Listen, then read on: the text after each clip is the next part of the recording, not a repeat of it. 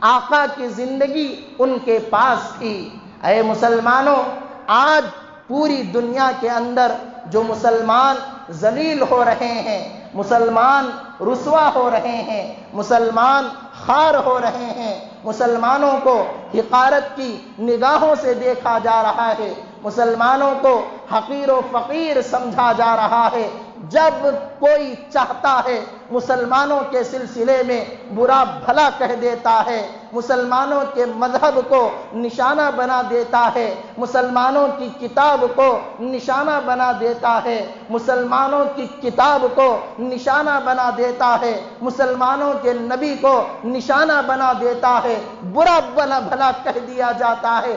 دیکھا نہیں چند مہینے پہلے بنگلور کے اندر ڈی جے ہلڈی کے جے ہلڈی میں کیا واقعہ پیش آیا؟ نوین کمبخت ملعون و مردود نے پوسٹ کیا فیس بک پر ہمارے نبی کی شان میں گستاخی کرتے ہوئے، اس کے بدلے میں تقریباً 1000 کے قریب نوجوانوں کو گرفتار کیا گیا، جیل کی سلاخوں کے پیچھے ڈالا گیا۔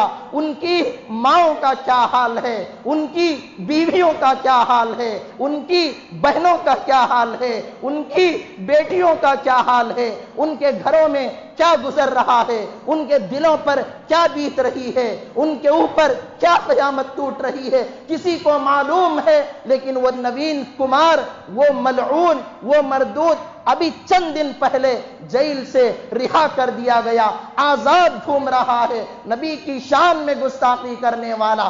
ابھی فی الحال موجودہ دور میں فرانس نے اللہ کے نبی علیہ السلام کی شان میں گستاخی کی۔ فرانس کی حکومت نے اللہ کے نبی کے کارٹون بنا کر، اللہ کے نبی کے گستاخانہ خاکے بنا کر، اس کے بینر بنا کر، اس کے فوٹو بنا کر بڑے بڑے بلڈنگوں پر لگایا، بڑی بڑی عمارتوں پر لگایا۔ کسی کے کان پر جوں رینگ رہی ہے، کسی کے پیشانی پر بل پڑ رہا ہے۔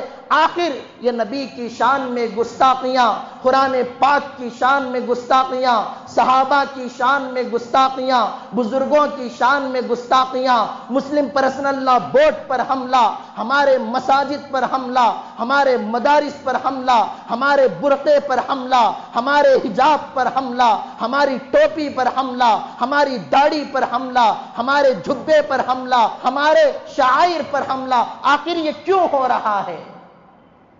اس کی بنیادی وجہ یہ ہے، ہم نبی کی سیرت سے دور ہو گئے، ہم نبی کی صورت سے دور ہو گئے، ہم نبی کی زندگی سے دور ہو گئے، ہم نبی کے اخلاق سے دور ہو گئے، ہم نبی کے کردار سے دور ہو گئے۔ اے مسلمانوں، پھر سے نبی کی زندگی پر آ جاؤ، پھر سے نبی کی سیرت پر آ جاؤ، پھر سے نبی کی صورت پر آ جاؤ، پھر سے نبی کے اخلاق پر آ جاؤ، پھر سے نبی کے کردار پر آ جاؤ، پھر سے نبی کی تہذیب پر آ جاؤ، پھر سے نبی کے تمدن پر آ جاؤ، پھر سے نبی کے لباس کو اپنا لو، پھر سے نبی کی ٹوپی کو اپنا لو، پھر سے نبی کے چہرے کو اپنا لو، پھر سے نبی کے اٹھنے بیٹھنے، چلنے پھرنے، سونے جاگنے، ساری زندگی کو اپنا لو۔ خدا کی عزت و جلالت کی قسم، دنیا کا اس وقت کا دجال تمہارے قدموں میں ہوگا، امریکہ تمہارے جوتے صاف کرے گا، یورپ تمہارے برتن دھوئے گا، بڑی بڑی دجالی حکومتیں تمہاری غلام رہیں گی۔ ذرا آ کر تو دیکھو، حضرات صحابہ کے پاس کون سی حکومتیں تھیں؟ حضرات صحابہ کے پاس کون سی طاقتیں تھیں؟ اللہ کے ولیوں کے پاس آخر وہ کیا تھا کہ بڑے بڑے شیطان، بڑے بڑے دجال، بڑے بڑے جلاد ان کے سامنے گھٹنے ٹیکنے پر مجبور ہو جاتے تھے؟ خالد بن ولید کے پاس کیا تھا؟ عمر فاروق کے پاس کیا تھا؟ حضرت حسین کے پاس کیا تھا؟ حضرت علی کے پاس کیا تھا؟ سلطان صلاح الدین ایوبی کے پاس کیا تھا؟ طارق بن زیاد کے پاس کیا تھا؟ محمود غزنوی کے پاس کیا تھا؟ ارے حضرت ٹیپو سلطان شہید علیہ الرحمہ کے پاس آخر وہ کون سی طاقت تھی، وہ کون سی حکومت تھی کہ انگریز حضرت کا نام سن کر پیشاب کر لیتا تھا؟ انگریز کی مائیں اپنے بچوں سے کہا کرتی تھیں سو جا بیٹے سو جا ورنہ ٹیپو آ جائے گا۔ آخر بات کیا تھی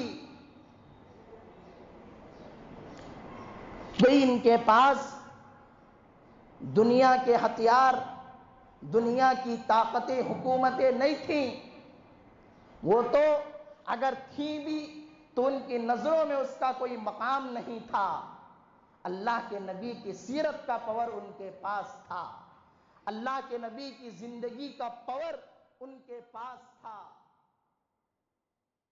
اللہم صلی علی سیدنا محمد، اللہم صلی علی سیدنا